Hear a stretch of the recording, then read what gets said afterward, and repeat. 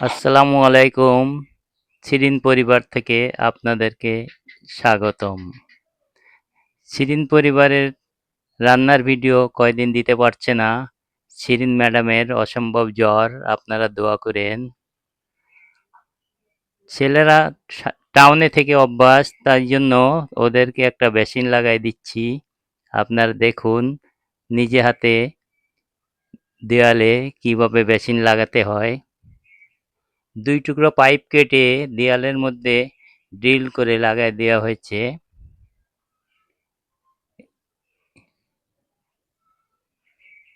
এরপরে পাইপের এক অংশ ফাঁড়ে ক্লিপ বানানো হয়েছে যাতে বেসিনটা পড়ে না যায়। হ্যাঁ, দেখেন ক্লিপ কিভাবে বানাতে হয়। রেঞ্চ দিয়ে ওই অংশটা উঁচু করে তুললেই ক্লিপের মতো হয়ে যায়। আর বেসিনের যে স্ট্যান্ড কিনতে পাওয়া যায় ওগুলো ২-১ বছরেই নষ্ট হয়ে যায়। যদি আপনারা জিআই পাইপ দিয়ে লাগান তাহলে দীর্ঘদিন এটা ব্যবহার করতে পারবেন।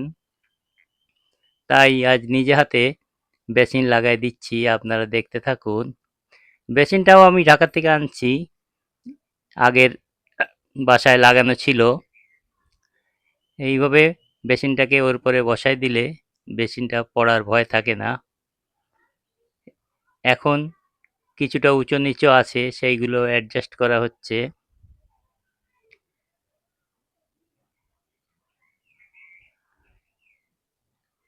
এখন সামনের দিক থেকে ছেলেকে বলছি যে সোজা আছে কিনা ওটা দেখতে। কিছুটা সোজা আছে, তবুও ওরে একটা সাপোর্টিং দিতে হবে। সাপোর্টিং দিয়ে তারপর সিমেন্ট লাগাবো।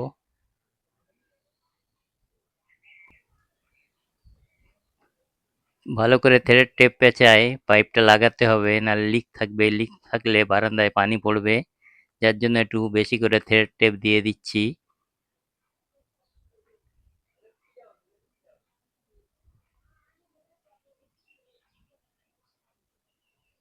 এবার পাইপটা ওখানে ধরে প্যাচ লাগিয়ে দিই।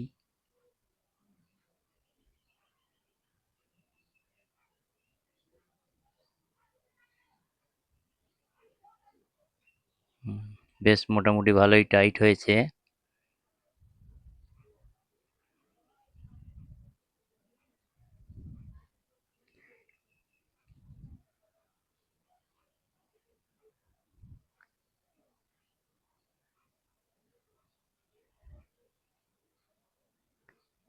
বেসিনের কলের পাইপটা ভালো করে সুন্দর করে সেট করতে হবে।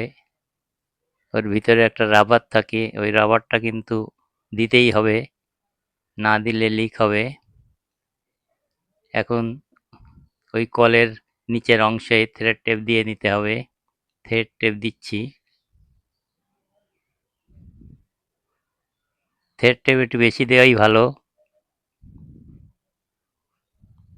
তাহলে লিক হওয়ার সম্ভাবনা থাকে না।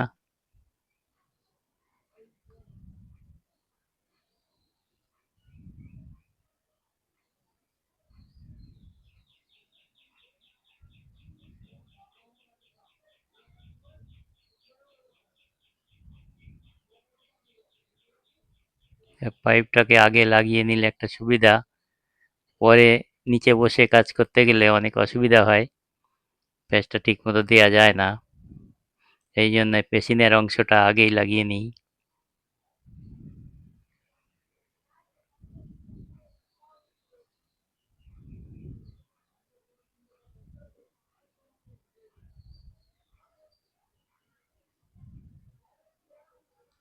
আমাদের এখানে সাবমার্সিবলের লাইন, যার জন্য এখনো ট্যাঙ্কি করা হয় নাই। ডাইরেক্টই বেসিনে পানি আসবে ইনশাআল্লাহ।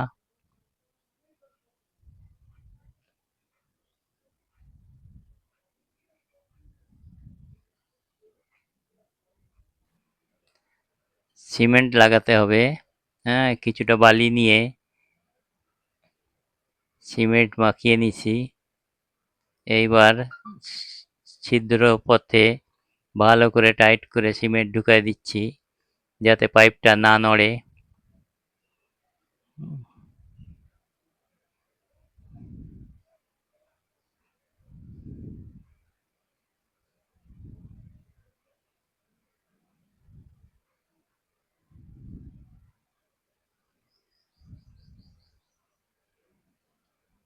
এখন ভিতর পাশে ফুটো করার সময় এদিক দিয়ে জলটা উঠে গেছিল, যার জন্য ভিতর পাশে একটু বেশি করে সিমেন্ট দিয়ে হুম কর্নিক দিয়ে বা যতটা সম্ভব, আমরা তো আর রাজমিস্ত্রি না, তো যতটা সম্ভব সমান করে লাগাচ্ছি। রাজমিস্ত্রির মতো কাজ হয়তো হবে না, তবুও যতটা পারা যায়।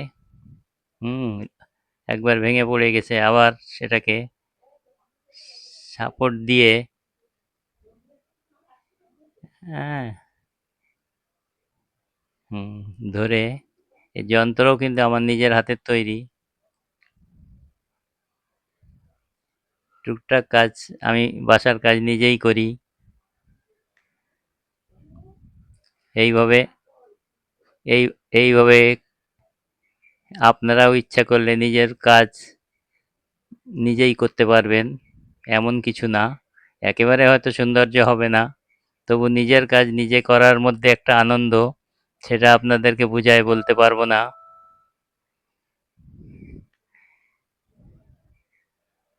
এখন পাইপটা আবার একটু পানি লিক করছে, লিকটা কিভাবে বন্ধ করা যায় অনেক চেষ্টা করছি। কেন লিক করছে,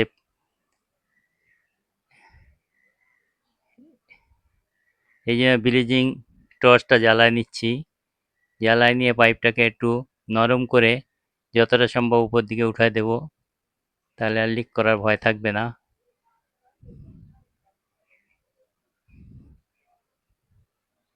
হালকা করে, এটা এটা তো বড় করার জিনিস না, তবুও যতটা নরম করা যায় করে উপর পর্যন্ত উঠায় দিলে ওটা আর লিক করবে না আশা করি।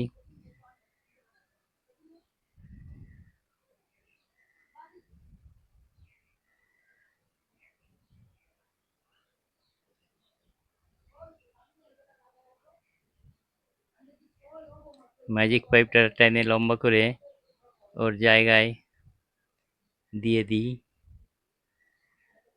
কারণ এক্সট্রা অন্য কোনো পাইপ দেব না। আর আমার ড্রেনটা একটু দূরে,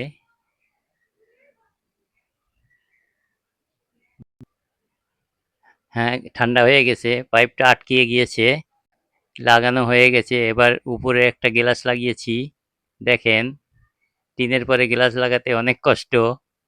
ভিডিওটা অনেক বড় হয়ে গেছে, এখানেই শেষ করি।